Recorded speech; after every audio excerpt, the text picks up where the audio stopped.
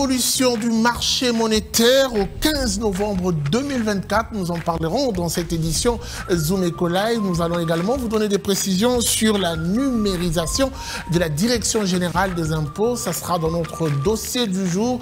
Mesdames et messieurs, merci de rester fidèles à Zoom Eco et bienvenue à cette édition qui commence la semaine. Nous allons justement débuter avec les nouvelles en bref et on se retrouve juste après pour la suite. C'est parti. Selon un chronogramme rendu public par le gouvernement, le premier requérant pourrait disposer de son permis de conduire dès le 24 novembre courant. Et cette fois-ci, l'État semble déterminé à n'offrir de permis de conduire qu'aux personnes éligibles. À travers cette annonce, le gouvernement vient de résoudre un sérieux problème de sécurité routière à travers le pays. Dans un communiqué publié à ce sujet, le ministère des Transports invite le conducteur de véhicules à consulter, à partir de lundi 25 novembre 2024, le site web de la Commission nationale de délivrance de permis de conduire afin de connaître les démarches et formalités à suivre pour l'obtention de nouveaux permis. Plus de détails sur Zoom-Copanet. Le vice-premier ministre du Plan et de la Coordination de l'aide au développement, Guylaine Nyimbo, a soumis la feuille de route d'accélération des objets de développement durable lors du Conseil des ministres du vendredi 22 novembre dernier. En effet, il s'agit d'un document qui recense et agence de manière cohérente, temporelle et intégrée les réformes, interventions et actions à fort effet d'entraînement contenues dans le politique et stratégie nationale et sectorielle. Plus de détails sur Zoom-Copanet. Le projet dédié budgétaire exercice 2025 pour la province du Kasaï est évalué à 686 milliards de francs congolais. Ce projet a été déposé le jeudi 21 novembre dernier par le gouverneur de province, Crispin Mukendi Boukassa, au bureau de l'Assemblée provinciale du Kasaï. En effet, ces projets dédiés budgétaires s'élèvent en recettes et en dépenses à plus de 686 milliards de francs congolais, soit un taux d'accroissement de 17,50% par rapport au budget rectificatif de l'exercice 2024 qui a été chiffré à plus de 584 milliards de francs congolais. Plus de détails sur Zoom-Copanet. Conformément aux articles 15 alinéa D du statut et 16.3 du règlement d'ordre intérieur du 2 novembre 2023, la Fédération des entreprises du Congo tiendra son assemblée générale ordinaire le mardi 10 décembre 2024 à 11 h en son siège à Kinshasa dans la commune de la Gombe. D'après un communiqué de convocation de membres de la FEC, à de rendez-vous, 5 points sont inscrits à l'ordre du jour. Plus de détails sur Zoom-Copanet. De retour sur ce plateau, nous allons prendre la rubrique Chiffres et clés qui nous est présentée par Adassa Grace.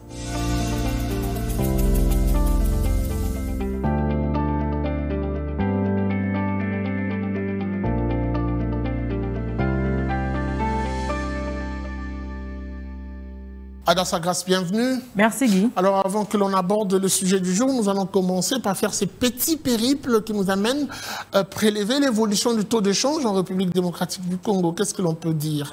En ce qui concerne le taux de change, à l'officiel, 1 dollar se change à 2840,2 francs congolais. Un franc CFA s'est monnaie à 4,56 centimes et 1 euro vaut 3004,4 francs congolais. Et pour ce qui concerne le marché parallèle, nous sommes rendus à Lausanne et dans ce coin de la ville de Kinshasa, 1 dollar s'échange à 2850 francs congolais et 1 franc CFA se coopère à 4,60 centimes. 1 euro vaut 3200 francs congolais. Alors avec vous, nous parlons de ces marchés monétaires au 15 novembre 2024. Une seule question pour commencer. Que dire des opérations enregistrées sur le guichet à court terme? Voilà, le guichet de prêt à court terme n'a enregistré aucune opération depuis les 2 premières semaines du mois de novembre 2024 contre un volume de 50 milliards de francs congolais au mois d'octobre 2024. Alors qu'en cumul annuel, le volume d'opérations a atteint 642,2 milliards de francs congolais. Mais alors, que dire de ce guichet de facilitation permanente? Voilà, au 15 novembre 2024, le guichet de facilité permanent a enregistré une opération à hauteur de 40 milliards de francs congolais. Voilà, en cumul annuel au 15 novembre 2024, il rend scène un total de 5 725 milliards de francs congolais. Et pour rappeler, au cours de l'année précédente, précédente, il a été noté un volume d'opérations de 21 569,7 milliards de francs congolais. Alors, on se quitte avec cette question sur le volume d'opérations enregistrées au début du mois. Quel a été le niveau atteint par le marché interbancaire? Aucune opération n'a été enregistrée depuis le début du mois de novembre 2024 au niveau de marché interbancaire contre un volume d'opérations à hauteur de 50 milliards de francs congolais du mois d'octobre dernier. En cumul annuel, il se dégage un volume d'opérations de 414 milliards de francs congolais respectivement.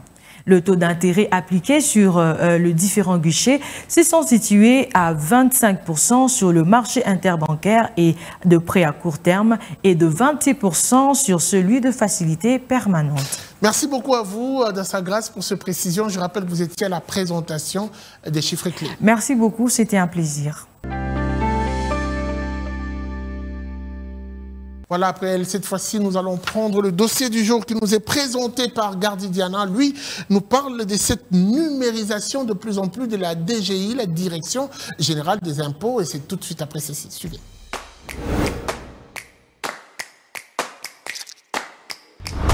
Gardi Diana, bienvenue. Merci. Avec vous, nous parlons de la numérisation de la Direction Générale des Impôts. Mais la question qui me revient et qui me passe à l'esprit, je m'en voudrais si je ne te la pose pas. Quelles sont les raisons qui font appel à cette numérisation? Les raisons sont qu'il faut se mettre à la page et il faut se mettre sur la même danse que l'ensemble des différentes régies dans le monde. Et les raisons factuelles, c'est la numérisation a prouvé à suffisance aujourd'hui que c'est un outil essentiel pour contourner le coulage, pour contourner la fraude fiscale à ces niveaux-là et permettre à la centrale de pouvoir mobiliser à la hauteur de ses ambitions, mais aussi permettre une traçabilité, une célérité dans la question de la mobilisation de recettes. Donc, c'est une question un peu plus vieille depuis un certain moment, mais je crois qu'au niveau de la DGI, quand il faut reformer tout un système qui existe depuis, dans un contexte comme le nôtre, c'est quand même une question très difficile. Mais le bonheur, c'est que la DGI aujourd'hui, par ses dirigeants, notamment par son directeur général, qui, depuis l'avènement en 2022, continue à aller dans l'évolution, encore dans les dépassements des assignations, c'est justement parce que cette question de la numérisation a intégré une question cruciale dans la gestion de la DGI et dans ses stratégies et ses méthodes de mobilisation, ce qui justifie le fait que les résultats semblent être bons jusqu'à aujourd'hui, sans mettre de côté la politique de gouvernance publique établie par le ministère des Finances, qui est la tutelle de ces différentes... Et s'il faut évaluer cette numérisation, qu'est-ce que l'on peut dire en termes d'impact direct? Qu'est-ce que ça peut rapporter directement à l'entreprise? Je crois que l'élément essentiel qu'il faut souligner d'abord en premier, cette campagne des distributions de cartes roses, les gens ne le disent peut-être pas assez, mais c'était une campagne gratuite. C'est-à-dire que la remise était gratuite et jusqu'à preuve du contraire, la campagne se poursuit convenablement, dans les grandes villes surtout. Si vous me demandez à moi d'évaluer, je crois que je donne la note de 60 sur 100 au regard de ce qui est déjà fait sur terrain, parce que le Congo est un État continent, qui est un État de plus de... presque on parle de 180 millions d'habitants. Et à ces niveaux-là, je crois qu'il faudra être un peu tolérant avec la DGI, mais pour votre réponse aussi, la première phase n'est pas encore clôturée, on est encore dans la phase de campagne. La deuxième phase commencera, je crois, à l'échéance janvier, février. C'est à ces niveaux-là qu'on va commencer sur le travail des contrôlés et puis permettre à la DGI de pouvoir recenser le total général de propriétaires, des titres des propriétés des véhicules et à la limite mettre en place un système fiscal. Nous avons quand même suivi dans plusieurs entreprises cette démarche se numériser qui n'a pas abouti ou qui a fait preuve de beaucoup de faiblesses. Qu'est-ce qui rassure qu'avec la DGI ça marchera? C'est la première question, mais aussi est-ce que la DGI a le moyen technique qu'il faut pour assurer cette numérisation? Le moyen technique, si vous voulez, je vous renvoie sur un élément essentiel qui fait le beau temps de la DGI actuellement. Prenons par exemple le travail de la DGI dans la mobilisation à l'échéance au mois d'octobre, l'échéance fiscale. Vous verrez que cette régie-là, dans les nouvelles méthodes utilisées, mobilise bien plus il y a bien des années. Aujourd'hui, on parle d'une mobilisation à hauteur de plus de 70% de l'ensemble de la mobilisation des impôts. Et à la limite, quand on parle de cette question-là, moi, la confiance que je donne à la DGI, c'est parce que vous parlez des questions de moyens techniques, je dis que oui, il s'agit de la plus grande régie financière de la République, qui est aujourd'hui un agent essentiel dans la mobilisation des recettes de l'État congolais. Et de surcroît, il y a une nette volonté de pouvoir améliorer la capacité de mobilisation de la RDC par la politique de réforme des finances publiques engagée par le ministère des Finances. Ça veut dire qu'aujourd'hui, il y a une combinaison assez potable entre l'exécutif et les différents techniciens de régie. C'est ce qui donne assez de béquilles à la DGI aujourd'hui de ne pas être court-circuité par des initiatives politiques qui, il faut le rappeler, ont tendance à surprotéger certains assujettis, qui créent le régime des intouchables, qui créent le régime des surprotégés ou encore de ceux qui peuvent facilement se permettre de contourner les règles en matière de mobilisation de fonds. Donc, quand on regarde l'ensemble de politiques mises en place, quand on regarde la cohérence de l'action collégiale de l'État, il est possible de dire que cette fois-ci, la DGI est sur la bonne voie et que les résultats vont être un peu plus probants. Je ne voudrais pas ici être prophète parce que l'œuvre humaine a toujours été perfectible, mais je crois que dans le fond, en regardant la campagne des distributions de cartes, comment ça se passe et aussi le travail de sensibilisation qui, à mon sens, devrait se faire encore beaucoup plus mieux, ce n'est pas assez ce qui est fait, mais au moins dans la perception des usagers de la route, la campagne se déroule très bien et jusqu'à là, il n'y a aucune difficulté. C'est ce qui donne une lueur d'espoir sur cette question-là. Merci beaucoup, Gardien. C'est à moi de vous remercier. Le gouvernement de la République démocratique du Congo vient de rendre public une nouvelle mesure, une nouvelle mesure rendue publique via le Conseil des ministres, une mesure qui consiste justement à réguler les trafics à Kinshasa, capitale de la République démocratique du Congo. On parle d'un contrôle technique. Nous allons évaluer d'abord la première mesure, mais ensuite revenir sur cette deuxième mesure avec un invité sur ce plateau. Il s'appelle Fierté Dinanga, il est analyste politique. Fierté Dinanga, bienvenue à vous. Merci. Alors on va débuter avec cette évaluation. On dira que le gouvernement se bat pour trouver des solutions afin de réguler les trafics. D'abord et avant tout, ici à Kinshasa, la capitale, il y a eu une première mesure. On parle même de l'intervention de sens unique. Aujourd'hui, qu'est-ce que l'on peut dire de cette mesure avant que l'on parle de la deuxième? Merci beaucoup de la pertinence de la question. Il faudrait comprendre que c'est dans le rôle de l'État gendarme de pouvoir réguler les secteurs de la vie nationale, notamment ce qui concerne les transports.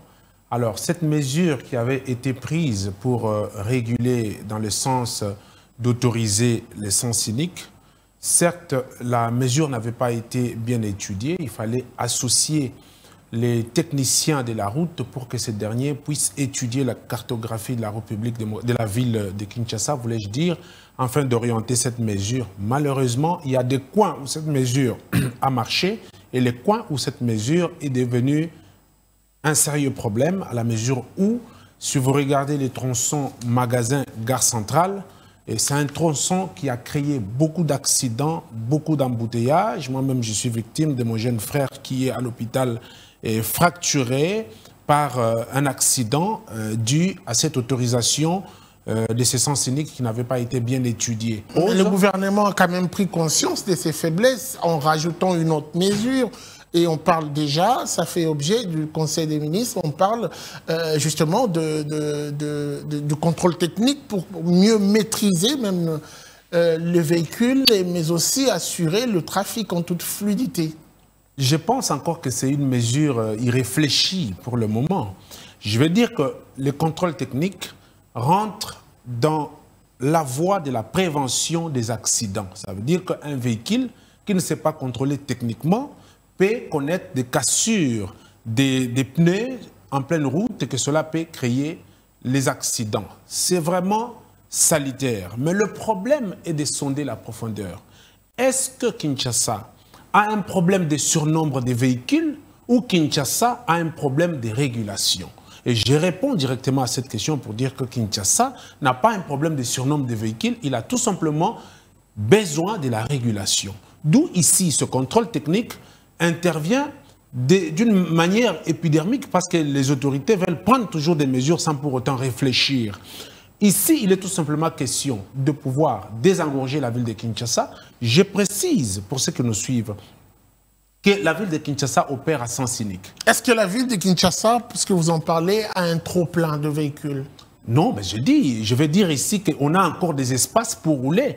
Si tout le monde avait un véhicule aujourd'hui, comment on allait s'en sortir? Il n'est pas question de faire un contrôle technique pour question de désengorger la circulation, pour dire qu'il faut qu'on ait moins de véhicules pour que la circulation... Faut arrêter certains véhicules et les mettre à la maison pour que... Non, c'est vraiment irréfléchi. Ici, il y a tout simplement question de pouvoir travailler sur les routes secondaires pour pouvoir... Et aussi... Ça, c'est une solution à long terme, mais entre-temps... Non, mais entre-temps, il y a un problème qui se pose. Entre-temps, il y a question de la régulation routière. Ça veut dire qu'il faut étudier la cartographie de Kinshasa, mettre des personnes routinées et donner des itinéraires. Est-ce que le gouvernement devrait, dans le sens de trouver des solutions, réquisitionner par exemple l'OVD, l'Office des routes, pour justement orienter leur coup de marteau vers les routes secondaires? Bien évidemment, parce que l'Office des routes... les routes secondaires qui ont moins de problèmes, il faut le dire ainsi. L'OVD et l'Office des routes restent au centre de la construction des infrastructures ici chez nous. Donc ça veut dire qu'ils sont dans leur obligation de pouvoir répondre à cette tâche, mais il faut un dictat du gouvernement. Ici, il y a on doit autoriser une parité de responsabilités pour que le bourgmestre, on les appelle ailleurs les maires de la ville, le bourgmestre doit avoir des mains libres pour pouvoir travailler sur des tronçons qui se retrouvent dans leur circonscription de pouvoir. Et aujourd'hui, tout est centralisé. On donne à la ville de Kinshasa, qui parfois les choses deviennent plus immenses que le gouverneur se perd. On donne au gouvernement central, il y a une pluralité des besoins, mais finalement, s'il y a cette responsabilité partagée, le bourgmestre peut voir des questions et trouver des solutions à ce genre de questions. Mais ici, la réalité est telle que lorsqu'on veut solutionner une question donnée, il faut asseoir les intelligences, ne pas aller à la va-vite pour pouvoir prendre des... Le contrôle technique pourra un tout petit peu alléger la situation. Messieurs les journalistes, ici, je l'ai dit, les scientifiques... Comme ça a été le cas avec les scientifiques. Pour certains points, vous l'avez dit aussi. Les scientifiques vont nous suivre ici. Les contrôles techniques, c'est pour les besoins de la sécurité de nos paisibles citoyens. Pour prévenir que les accidents brisques n'arrivent pas, parce qu'il y a des véhicules qui ont roulé depuis plusieurs années, on ne sait pas si les boulons ou les vis sont encore en place. Donc il faut un contrôle technique qui va permettre que ce genre d'accident n'arrive pas. Mais ce contrôle technique n'a rien à voir avec la régulation routière. Ça, c'est autre chose. Ils doivent dire aux Congolais ce qu'ils veulent faire. La régulation routière demande l'implication des personnes techniques bien formées et aussi demande l'étude de faisabilité pour permettre à ce que les résultats à ce travail soit un résultat acceptable par tous. Merci beaucoup à vous, Fierté Dinanga. Je rappelle que vous êtes analyste politique. C'est moi qui vous remercie. Que dire de la redevabilité des finances publiques en RDC? Que comprendre du respect de la loi des finances? Est-ce que la République démocratique du Congo s'arrange-t-elle derrière le respect de ces deux étapes essentielles? Nous vous prions de suivre ce propos recueilli qui nous viennent de Sélé Alagouli, qui revient sur ces principaux éléments essentiels. Ah ben oui, il est au micro de notre envoyé spécial. Qu'en est-il de la redevabilité sur les finances publiques en République démocratique du Congo? D'emblée, ici est de reconnaître que le gouvernement, en dehors du simple formalisme, ne se soumet nullement à cette obligation légale. Pourtant, socle de la gestion de la chose publique. Les ressources collectées, il faut le dire, sont des prélèvements d'autorité sur la richesse nationale. En d'autres termes, et en termes vernaculaires, il s'agit de l'argent de la population sur l'effort fourni par chaque citoyen. Et ces prélèvements sont censés être affectés strictement aux dépenses en faveur de la population elle-même. Ce n'est que justice, car c'est son argent, hélas. Les dépenses essentielles votées en faveur de la population, hôpitaux, écoles, routes et j'en passe, ne sont quasiment pas rencontrées. Ensuite, les dépenses politiques, émoluments des députés, voyages des officiels, dépenses de prestige, notamment les palais présidentiels, sont exécutées en surconsommation par rapport au niveau voté par le Parlement. Enfin, les dépenses sont exécutées en dehors de la chaîne de la dépense, en flagrante violation de la loi des finances. Les dépenses sont exécutées en faveur des opérateurs économiques et autres bénéficiaires ne disposant pas d'écutis fiscal. C'est-à-dire que le gouvernement oriente l'argent de la population vers des opérateurs qui ne payent rien à l'État. C'est ainsi que de nombreux scandales continuent et continueront de défrayer la chronique. Projet de 100 jours ayant occasionné plus de 700 millions de dollars américains sans des résultats concrets et compatibles sur le terrain. Projet dit Tchilégelou, sans aucun lendemain, mais qui ont consommé plusieurs millions de dollars américains. Projet de l'université de Mbujimaï, avec plus de 30 millions de dollars, sans aucun bâtiment sur le terrain. Projet des 145 territoires qui occasionnent déjà d'énormes sorties de fonds publics, mais dont les résultats ne seront jamais compatibles avec les ressources dilapidées. Projet de jeu de la francophonie qui a occasionné plus de 350 millions de dollars américains, un cas patent où le dépassement n'a donné lieu à aucune forme de sanction. Les dépenses y afférentes ont été exécutées sur toute la ligne en violation flagrante de la chaîne de la dépense. Et j'en passe, les cas sont nombreux. Alors que l'exercice réel et obligatoire de la redevabilité aurait permis de faire usage rationnel des ressources publiques en les investissant dans l'amélioration des conditions de vie de la population, notamment en créant des infrastructures de base indispensables à l'attractivité des investissements, tant nationaux qu'étrangers. Donc, plus de redevabilité dans les responsabilités qui incombent aux gouvernants constitue un premier pas vers la bonne gouvernance, censée se cristalliser en valeurs républicaines dans la gestion de la chose publique. Suivez-moi tout le jour à travers Zoom Wende sur Zoom Eco Live. Abonnez-vous sur notre chaîne YouTube. Zoom Eco Live, la référence de l'actualité économique en RDC. Nous allons poursuivre pour prendre cette fois-ci votre rubrique Zoom Wende qui nous amène à prélever les prix de quelques équipements électriques. Naomi Kandé se présente tout de suite dans votre salon. Elle sera là tout de suite après ceci. Suivez.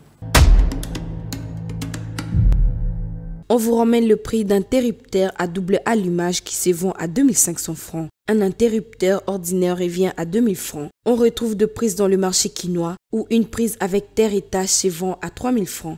Celle avec deux ports revient à 4500 francs. Une prise ordinaire se vend à 1500 francs. Vous le trouverez aussi à 2000 francs. Pour le prix des rallonges, une rallonge à 3 prises se vend à 3500 francs. Celle avec 4 prises coûte 4000 francs. Vous trouverez des rallonges à 5 prises avec interrupteur qui se vend à 5500 francs. Une rallonge électrique de 10 mètres revient à 10 000 francs. Celle avec 5 mètres se vend à 6 500 francs. 3 500 francs est le prix fixé d'une pince coupante. Une pince multiprise revient à 5 000 francs. On clôture notre marché avec le prix de tournevis où un tournevis tester coûte 1000 francs. Et un tournevis de tension se vend à 2500 francs congolais. Les rendez-vous économiques, c'est dans l'agenda sur Zoom Eco Live. Abonnez-vous sur notre chaîne YouTube. Zoom Eco Live, la référence de l'actualité économique en RDC. Quels sont les différents rendez-vous de la semaine, beaucoup plus, et surtout les rendez-vous économiques qui vont jalonner cette semaine? Je vous prie de suivre l'agenda qui vous sera présenté tout de suite après ceci.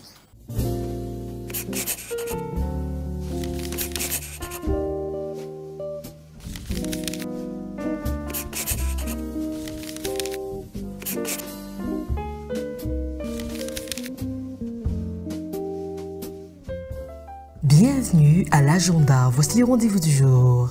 Market Day 2024 de l'Africa Investment Forum est prévu du 4 au 6 décembre 2024 au Maroc et aura pour thème « Tirer parti de partenaires innovants pour passer à l'échelle supérieure ».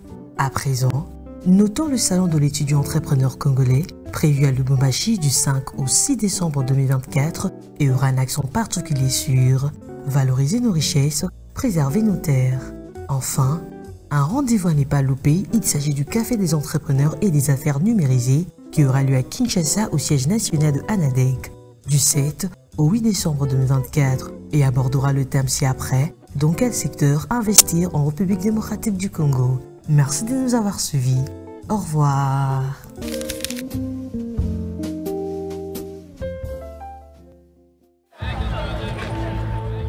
C'est art de se tirer d'affaire, de faire face à la crise, de bricoler, de trouver des solutions avec ce qu'on a sous la main. Un art dans lequel les Congolais ont développé un savoir-faire particulier. Article 15. Débrouillez-vous pour vivre. Et puis ce numéro, article 15, avant de nous quitter, il s'agit ici d'une vendeuse de fruits qui partage avec nous son expérience. En tout cas, la débrouillardise à Kinshasa, nous l'appelons article 15, ici à Zoom Eco Live. Je vous prie de suivre ce reportage qui vous permet également de voir comment cette femme s'organise. Ah ben oui, derrière une activité, elle arrive à nouer les deux bouts du moins et même faire appel à l'entrepreneuriat féminin. Article 15, c'est tout de suite.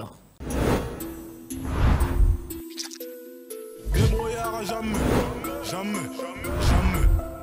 Débrouillard jamais, jamais, jamais. Débrouillard jamais.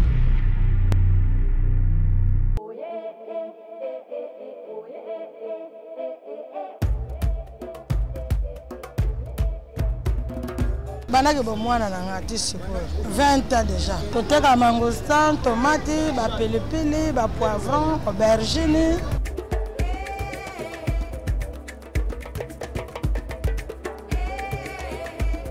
Avantage ezalaka tozoteka biloko na biso yango tobokolaka bana na biso tozofutela bana mbongo na classe lesa bandako na biso kobokola mpe bana kitoko.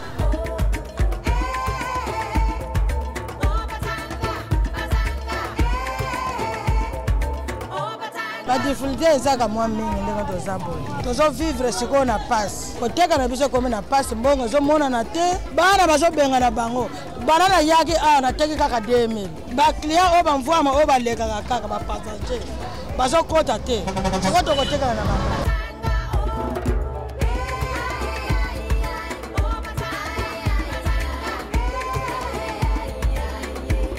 Mama wana vana na ndako asalaka eloko te abima bana koluka mpo soki azoluka te moya kobokola mpe bana bien eza te biso tolalaka na tanto tolalaka awa tozoluka mbongo mpo tobokola bana na biso.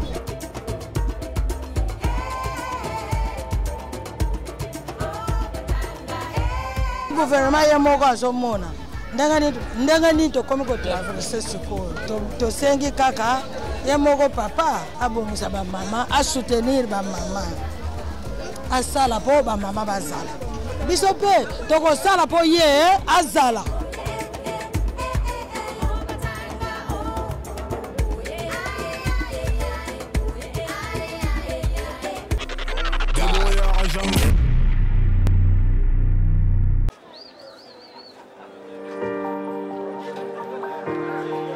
Dans les détails du marché, nous avons appris à vous connaître, à vous comprendre et vous apporter plus de lumière. Désormais, avec vous, c'est parti pour un voyage de rêve vers une destination meilleure. Ensemble, découvrons le civisme fiscal et la bonne gouvernance dans la gestion de la Res Publica grâce au décryptage de l'actualité économique du pays avec des chiffres clés. Avec une équipe de professionnels, découvrez le quotidien des Congolais en exclusivité à travers des dossiers et analyses approfondies. Zoom Eco TV, la référence de l'actualité économique en RDC. Allez, c'en est fini pour aujourd'hui. Merci de nous avoir suivis et la suite, c'est sans doute au prochain numéro avec le même plaisir. Au revoir et à très vite.